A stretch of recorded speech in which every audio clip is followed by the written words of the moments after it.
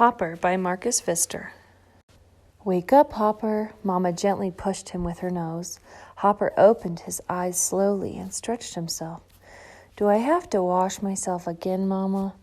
You ask the same question every day, Hopper. Don't you want your fur to stay white and healthy? Wash yourself and then you can play with your friend. Hopper slowly licked his fur, starting with his paws. He was a beautiful hare. His fur was pure white, like his mother's, but the tip of one of his ears was blue, which was very unusual. When he had finished cleaning himself, he ran over to Nick. He was still sleeping soundly under a bush. Hopper tickled his nose and tapped his ears, but when Nick refused to wake up, Hopper just pulled him out from under the bush. What's going on? Muttered Nick sleepily. He tried to push Hopper away, and soon the two started wrestling. They made and laughing that the hedgehog woke up from hibernation. Hey, stop that noise, he yelled. I still have a month left to sleep. Sorry, said Nick softly. We didn't realize you were there. Wrestling in the snow had made Hopper hungry. What is there to eat? His mother, who was hopping by. Let's look for food together, said his mother. But I'd rather stay with Nick and play, Hopper said reluctantly.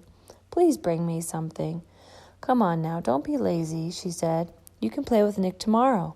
So Hopper said goodbye to his friend and sullenly hopped away. Mama, wait. My paws are freezing. The snow is so cold. I know it's cold, but it's also white like we are, so it's easier for us to hide from other animals. But why does it snow, Mama? Most of the plants, bushes, and grass have to rest in winter. When the snow melts in the spring, it turns into water that helps them grow. Why do they need to rest? Asked Hopper, lying down in the snow. They don't have to jump through the snow to look for food. I want to rest too. Suddenly, Mama looked up and saw a falcon swooping down at them. Run, she screamed. Run as fast as you can to the forest and hide in the bushes. Hopper bounded away, and his mother ran back and forth across the field to distract the falcon. Goodness, that was close, Mama sighed as the falcon flew away. What did that flying hare want? Asked Hopper. That was not a hare, she said sternly. That was a falcon. I've warned you about falcons before. They love to grab little hares like you. That's why I've been trying to teach you to run back and forth across the open fields. But how could he see us? He was flying so high in the sky. Falcons have very strong eyes, his mother replied. They're as dangerous as foxes. Come on, let's run back across the field. Hopper tried to follow his mother, but when he turned too quickly, he stumbled in the snow. Don't worry, said his mother. You just need to keep trying. It wasn't easy for me to learn either. Then the two of them went to look for food again.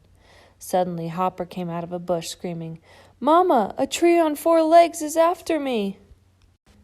His mother just laughed. That's not a tree, that's a stag. A stag? Hopper repeated thoughtfully. Will his branches grow leaves in the spring? Those aren't branches, said his mother patiently. Those are called antlers. And what does a stag need antlers for, Mama? To defend himself against his enemies, and when he is hungry, he uses them to dig in the ground to find food. I wish I had antlers, Hopper said quickly. I'm starving. Here we are, said his mother. This bark is very tasty. I don't like it, said Hopper, frowning. It's so wet and cold. I'd rather eat some berries. There won't be berries until spring, she said, so eat your bark like a good boy. When the two of them were full, they started to hop back home. The sun was going down, and soon it would be dark. How far is it, Mama? Asked Hopper. Will we be there soon? I'm tired. Don't worry, it's not far. By the time they had got home, the moon had come out and the stars were twinkling. Will the snow go away? Hopper asked as he lay down. Yes, Mama said as she gently stroked his back. In spring, when the sun gets warmer, the snow will melt. Then the flowers will bloom in the fields and the leaves will grow on trees. Farmers will plant their crops, and we can search for carrots and lettuce. Would you like that?" Hopper didn't say anything.